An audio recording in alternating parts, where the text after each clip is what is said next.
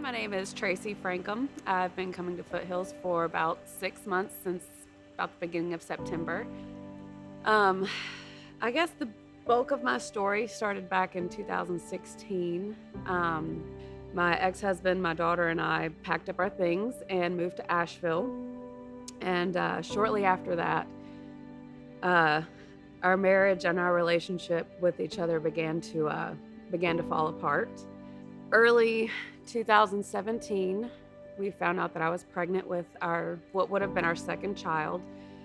And shortly after Mother's Day, actually about 2 days after Mother's Day, I went in for a checkup, and we found out, of course, that the baby's heart had stopped beating and I'd had a miscarriage.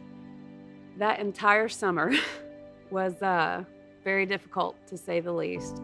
Ultimately, we decided that we did want to keep trying to work on our marriage. We weren't ready to give up.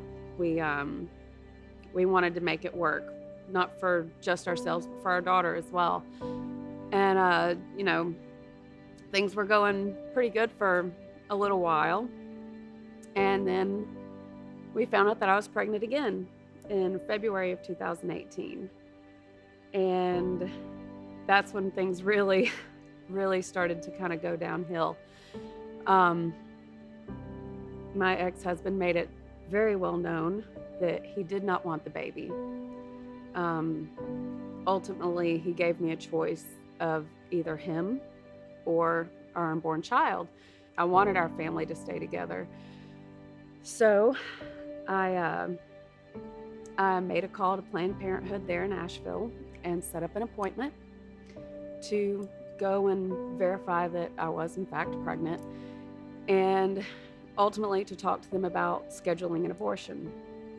About a week before I was scheduled to go have the abortion, I got up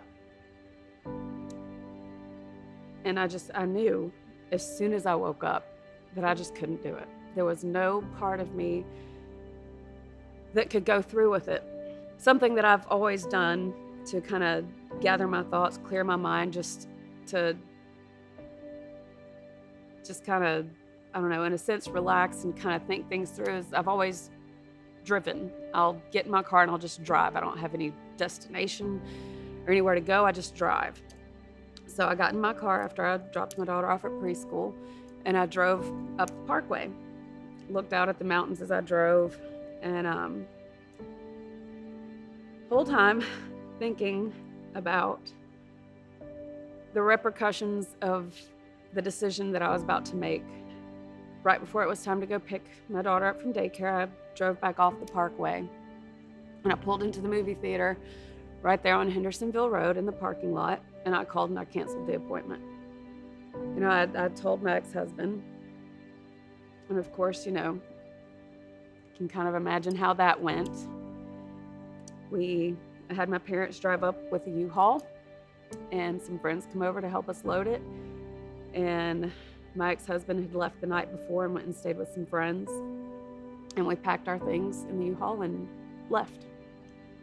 To say that the 9 months that I was pregnant with my son was the longest 9 months in my entire life would be an understatement. I went through a lot of depression. I blamed myself for my marriage ending. I felt a lot of guilt. And I felt a lot of shame for a decision that I almost allowed myself to make. Just to add a little bit more onto it, I questioned my decision. Even when I went into labor while I was at work and drove from Anderson to Seneca, I still questioned myself the whole way there, the whole way to the hospital, all the way up until I held my son in my arms. The moment the doctor put my son in my arms, I knew without a shadow of a doubt that I'd made the right decision. I stopped questioning myself. Early 2019, I still was not involved in any kind of church. I kept telling myself, oh, I got this. I can do this on my own. I don't need any help. I don't need anything. I've got this on my own. And I found myself chasing after a feeling. I was looking for something, even though I didn't know what it was. I was looking for fulfillment somewhere, and I couldn't find it. And I remember the day that all this kind of came to a point. I've been at home with my son. We live with my parents, and so when my dad got home from work with my daughter, I pretty much immediately gave him the baby and told him I needed to run an errand. I didn't need to run an errand. I just needed to get away. So I did what I always do. I got in my car and I drove. And as I was driving down 130, I kept saying out loud, I just can't do this anymore. I can't do it. I don't want to do it. I'm tired. And it wasn't 2 seconds after I stopped saying all of that, just over and over, that I heard, I would have thought that somebody was sitting in the car in the passenger seat next to me. It was just so loud and clear. I heard a voice. And all the voice said was, just give it to me. Just give it all to me. And all I could say was, okay, it's yours. I'm done. I can't do it. I can't do it.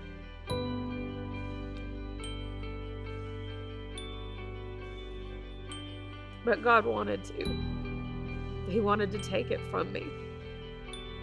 I could feel God leading me and telling me to find a church, find somewhere to go, find a home for yourself and your kids, and I'll do the rest. A friend of mine had mentioned Foothills, that they came to Foothills, so I thought to myself, okay, well, there's a place to start. From the moment I stepped foot in that concourse, I knew this is where I was meant to be. Everybody was so friendly, so nice. I can't tell you how many people greeted me walking in the door. And I felt at home. To say that my life has changed since I started coming here last September, it would be an understatement. I have found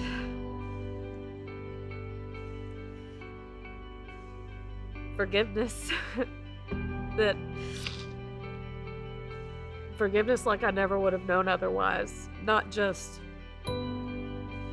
for my situation as a whole, but for myself.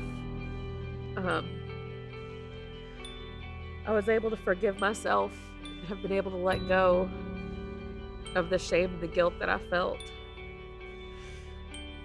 for a decision that I almost made. I've been able to forgive my ex-husband for the choice that he made. Forgiving someone that never asked for forgiveness in the first place is tough, to say the least. But I'm not angry anymore. I don't question myself anymore. And I'm not scared anymore of what the future holds for me and my kids. It's all because of God's amazing grace. There's no other way to put it. It's like it says in Luke 15 in the parable of the lost sheep. The good shepherd will leave the 99 sheep to come and find the one. And I have no doubt in my mind that day in August, driving down Highway 130, crying my eyes out, that God left the 99 that day to come and find me. And he put me on his shoulders and he carried me home. And that's the kind of love that you can't find anywhere else.